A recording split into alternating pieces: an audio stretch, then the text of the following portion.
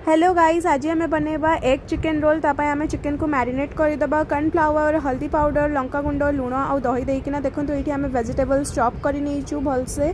तापर आम ये आम गोटे कड़ाई रे तेल गरम कर पकईचु आम ये पियाज, तापर पकईचु गाजर, देन आम पकईचु ये कोबी कोबी पर आम स्वाद अनुसार ये लुण पकई नहींचु, तापर शिमला मिर्च, तापर ये हल्दी पकई देचु, तापर आपको भलसे फ्राए करने को किसी समय छाड़ी देचु। ये देखो आम घोड़े दौचु, तापर देखो ये आम पकईबा चिकेन, से चिकेन को भी टिके समय छाड़ीदबा, सी भी भलसे फ्राए होमती। फ्राए है आम वेराइटी ऑफ सॉस पकाउचु। देखो आम ये कड़ाई चेंज कर देचु जेहेतु से जगह हो नाला। देखो सॉस पकई सारापर भलसे गोड़ेदबा, तापर आम रेडी करवा रोल रुटीटा। देखो आम ये ऑमलेट उपर रुटी देकिना भलसे रोल रुटीटा रेडी करूचे। तापर आम ये रोल रेडी करवा चिकेन देकिना, देन वेराइटी ऑफ सॉस देकिना, आपण चाहिले आउ भी सॉस दे पारिबे। तापर पियाज पकईकिना आम रोल को आम रैप करदबा। ये रेडी हो जाउची आम रोल। Thanks for watching till the end. Thank you.